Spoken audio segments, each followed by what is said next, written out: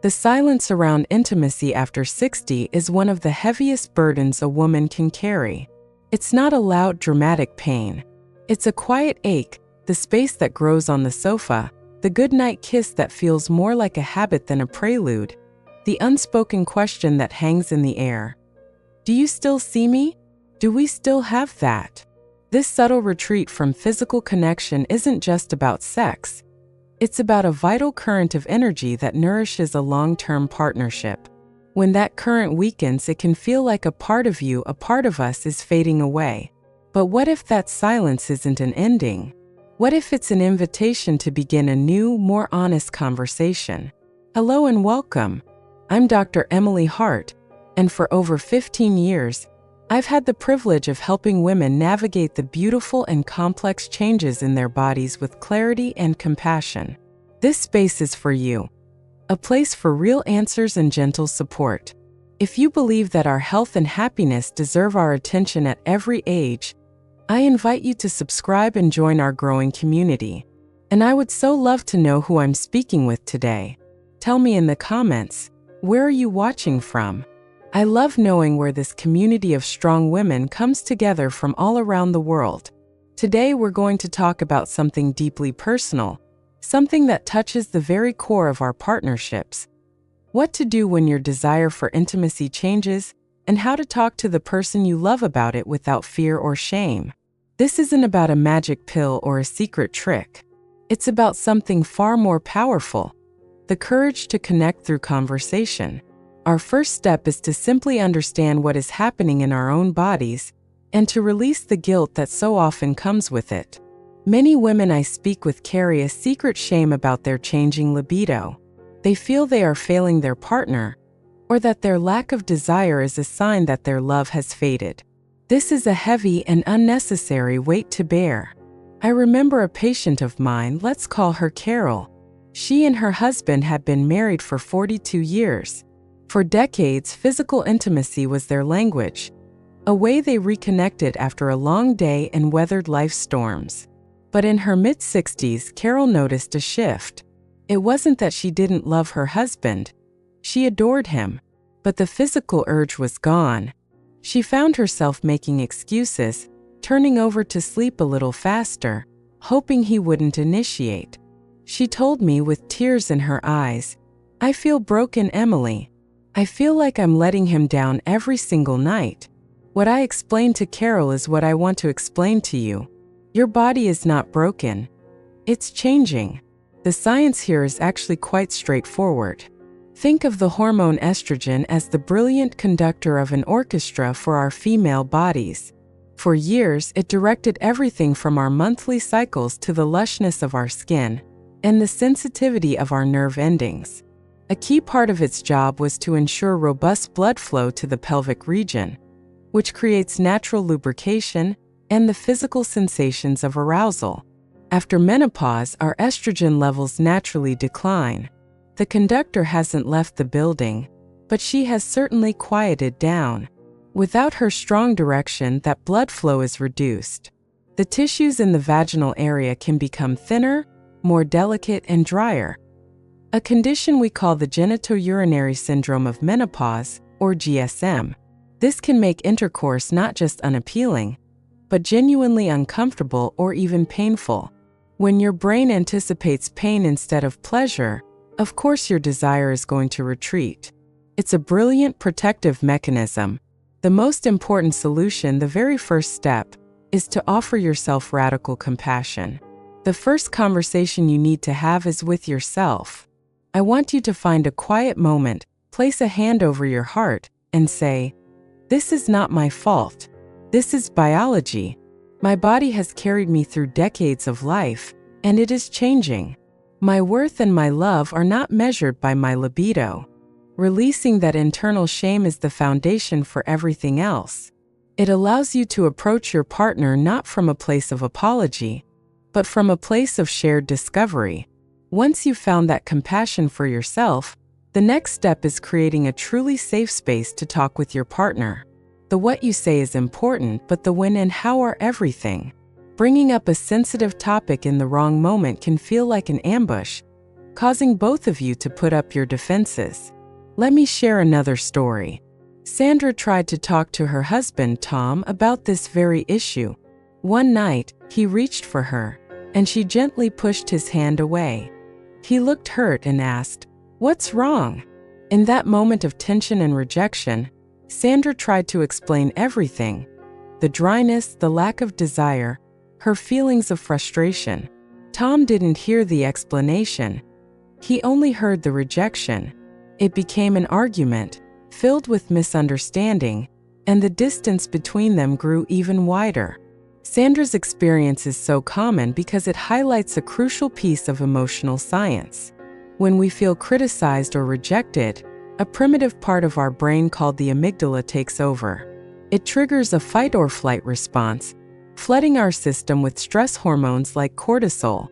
In that state, we are physiologically incapable of empathy, creative problem-solving, or vulnerable connection. The conversation was doomed before it even began. The solution is to have the conversation far away from the bedroom, both in time and in space. I call this the warm invitation. Choose a neutral, relaxed setting where you both feel at ease, perhaps on a weekend morning over coffee, or during a quiet walk together. The goal is to signal that this is a conversation about connection, not a complaint. You can start with a script like this. Find his hand, look at him with warmth, and say something like, "Honey, I love you so much, and I love the life we've built. There's something I'd love to talk about, not because there's a problem, but because I want to make sure we stay as close as ever for the next 20 years. It's about our intimacy and our connection. When would be a good time for us to just sit and talk about it as a team? Do you feel the difference?" This approach is non-accusatory. It frames you both on the same side, looking at a shared challenge together. It honors him by asking for a good time, rather than demanding the conversation right now. This simple, gentle opening lowers defenses and opens the door to a conversation built on love, not fear. It sets the stage for true understanding. If any of this is resonating with you, I want you to just take a soft, deep breath. You are not alone in this feeling, and there is so much hope for renewed connection. This brings us to our third, and perhaps most liberating point: redefining what intimacy means to you now, and gently introducing practical, supportive solutions. For many of us, the word intimacy has become a synonym for intercourse. When that one specific act becomes difficult or less desired, we can mistakenly believe that all physical closeness is off the table. This is a heartbreaking and unnecessary loss. I worked with a lovely woman named Margaret who felt this deeply. She and her husband had essentially stopped touching. A hug felt loaded with expectation.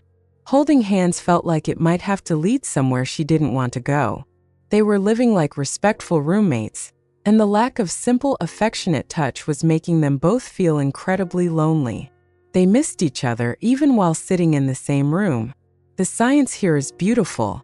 Our bodies are wired for connection through touch. A simple 20-second hug, holding hands, or a gentle back rub releases a powerful hormone called oxytocin, often called the bonding hormone or cuddle hormone. Oxytocin calms the nervous system, lowers cortisol, and creates powerful feelings of trust, safety, and attachment. It is the biological foundation of our deepest bonds.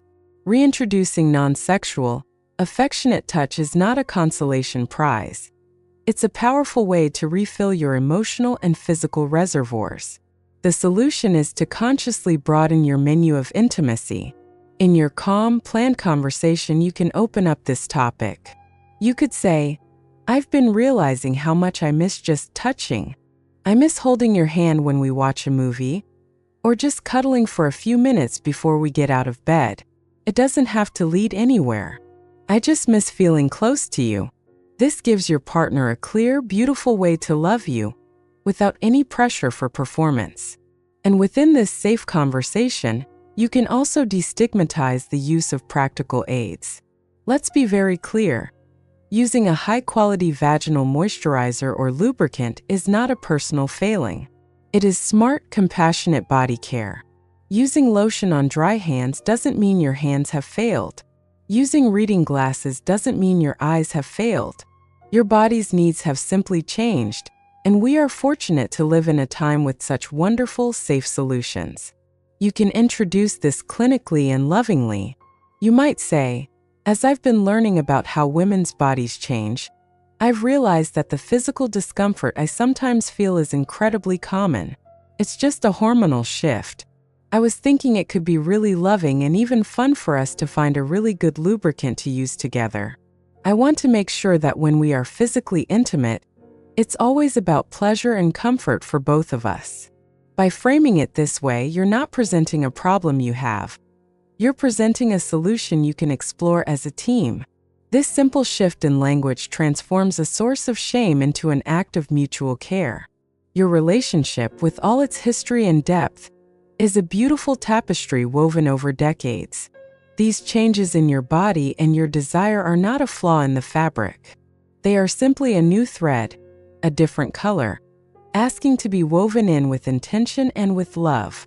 You have the wisdom and the grace to navigate this. You have a right to a rich, fulfilling intimate life that honors the woman you are today. This isn't about going back to the way things were when you were 30. It's about stepping forward into a new chapter of intimacy, one defined by deeper honesty, profound tenderness, and a renewed commitment to knowing and caring for one another. Your body is wise. Your desire for connection is valid. And your relationship is worth nurturing with these courageous conversations. Thank you so much for spending this time with me today. If this conversation was helpful, please share one thought or takeaway in the comments below. Reading your stories and your insights is what makes this community so incredibly special. Be well, be kind to yourself, and I'll see you in the next video.